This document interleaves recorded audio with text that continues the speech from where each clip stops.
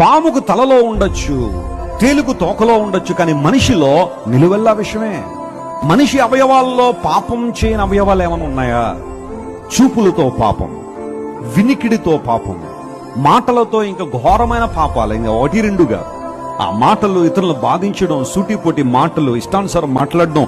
వదరబోతులు ఉంటారు కొంతమంది, మాటలు విసురుతూ ఉంటే ఎదుటి వారు బ్లీడ్ అవుతూ ఉంటారు, గాయపడుతూ ఉంటారు, అయినా మానరు. నోటితో పాపము, చేతులతో కాళ్లతో పాపం. నిలువెల్లా విషయంతో నింపబడిన మనిషి నిత్యరాజ్యం చేరుకోవాలంటే ఎలా? ఈ పాప స్వభావం విడుదల పొందాలంటే ఎలా?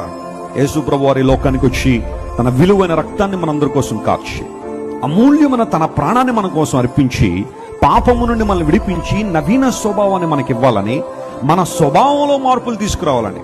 జంతువుల స్వభావాల్లో మార్పులు తీసుకురావచ్చా లేదా తర్వాత సంగతి, కానీ man can change his nature by the help of God. నీ సొంత జ్ఞానం ద్వారా, నీ సొంత శక్తి ద్వారా, నీ తెలివి ద్వారా ఎప్పుడూ కూడా నీ స్వభావం మార్చుకోలేవు. ఎందుకు దేవుడు మనకు అవసరం? ఒక మానవునికి దేవుని అవసరత ఎందుకు ఉంది అంటే, మానవ స్వభావంలో ఏం రావాలి? మార్పు రావాలని దేవుడు కోరుతున్నాడు. ఈ మార్పును రాజులు ఇవ్వలేరు, రాజ్యాంగాలు ఇవ్వలేరు, పోలీసు వ్యవస్థలు ఇవ్వలేరు, జ్యుడిషియల్ డిపార్ట్మెంట్ ఇవ్వలేదు. ఈ మార్పును లోకసమైన వ్యక్తులు ఏ ఒక్కరు ఇవ్వలేరు. కానీ దేవదేవుడే మనిషికి మార్పును ఇవ్వాలని, స్వభావంలో మార్పు తీసుకురావాలని దేవుడు ఆలోచన చేశాడు. పాముకు తలలో ఉండొచ్చు, తేలుకు తోకలో ఉండొచ్చు, కానీ మనిషిలో నిలువెల్లా విషయమే. మనిషి అవయవాల్లో పాపం చేయని అవయవాలు ఏమైనా ఉన్నాయా? చూపులతో పాపం, వినికిడితో పాపం, మాటలతో ఇంకా ఘోరమైన పాపాలు, ఇంకా ఒకటి రెండుగా. ఆ మాటలు ఇతరులను బాధించడం, సూటిపోటి మాటలు, ఇష్టానుసారం మాట్లాడడం. వదరబోతులు ఉంటారు కొంతమంది, మాటలు విసురుతూ ఉంటే ఎదుటి వారు బ్లీడ్ అవుతూ ఉంటారు, గాయపడుతూ ఉంటారు, అయినా మానరు. నోటితో పాపము, చేతులతో కాళ్లతో పాపం. నిలువెల్లా విషయంతో నింపబడిన మనిషి నిత్యరాజ్యం చేరుకోవాలంటే ఎలా?